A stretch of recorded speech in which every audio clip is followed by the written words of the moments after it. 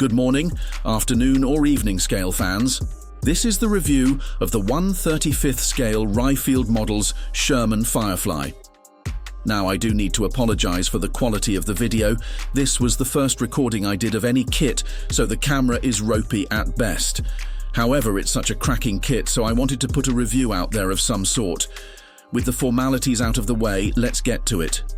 First thing to note is just how premium the box feels.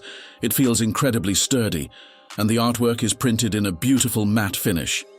A few paint schemes are printed on one side, and some information about the included details on the other. The upper hull has some really nice detailing on it, hard to see on my dodgy camera, but some of the casting weld details and serial numbers are some of the best I have seen straight out the box. It's the same story with the turret, again with some really nice detailing. You get an absolute heap of sprues with this kit. This first one is a full sprue of additional accessories like jerry cans, guns, etc., which is a really nice touch. Next is some of the finer detail parts, and this big chonk packet is the workable track links. The sheer amount of parts to the tracks is a little daunting. The cleanup mission ahead is mega, but more on that later. Next, some larger components such as the mantlet and a single-piece barrel. Again, the detailing is superb. The camera really doesn't do it justice. The next pack is all the drivetrain components. This model comes with workable suspension, which in my opinion is pretty awesome. Next up, the mudguards and a few smaller pieces, followed by the turret rings and hatches. The final sprue contains all the parts for the lower hull construction, again with some really nice detailing. We also get some string for the tow cables, some decals with a few options and a single fret of photo etch. Finally, we have some clear parts, the springs for the workable suspension and grommets for the wheels. That's all the parts in the kit. The last thing in the box is the instruction manual and paint guide. The instruction manual is printed all in color in a booklet form, which again feels premium to the touch. Paint guides are nice and clear. Paint codes are for MIG paints, but them being in color really helps find quick alternatives if you're like me using Tamiya and Vallejo. Everything is nicely laid out and easy to follow, can't fault it at all. For detail, I'm giving this kit a massive 10 out of 10.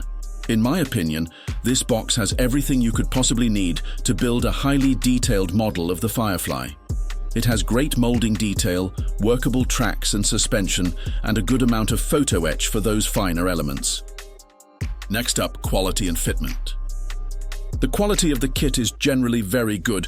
The only thing that lets it down is the plastic is quite brittle. This caused a few issues cutting out the finer detail parts and resulted in some components being pitted. The fitment, however, is very good indeed. The whole kit went together smoothly without a hitch. Once you do get used to the brittleness of the plastic, it is a very nice build. This was my first armor kit for a long old while, so did take me a good amount of time to build, especially with workable links, and my first time using photo etch.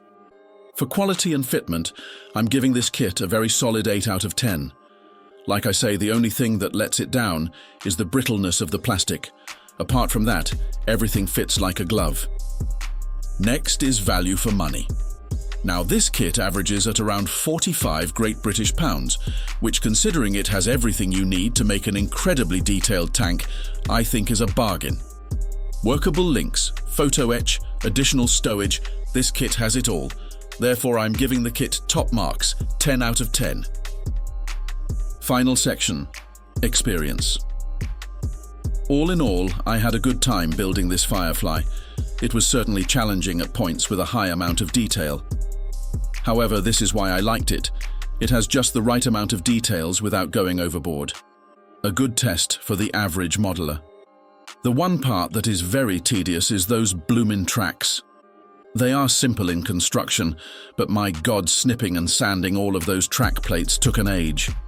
It's very much a task that you give yourself a couple of days and find a good audiobook to listen to. For experience, I'm giving this kit a solid 8 out of 10. It's truly an excellent build, although the brittle plastic and the track making does take a small amount of fun out of it. That all being said, I would happily buy and build this kit again. The completeness of the kit for a reasonable price is most definitely its strong points. With a total score of 36 out of 40, this is joint so far with the Cromwell. Both are very different kits in a way. The Cromwell is mega bang for your buck and absolutely flies together. The Firefly is packed with detail, but can be a bit fiddly for its own good at times. For me, as a complete package, the Firefly just edges it to top spot. That's my short but sweet review of the Ryefield Models Firefly. If you have enjoyed the video, please do drop me a like and a subscribe. That would be amazing, thank you. For now, goodbye and happy modeling, everybody.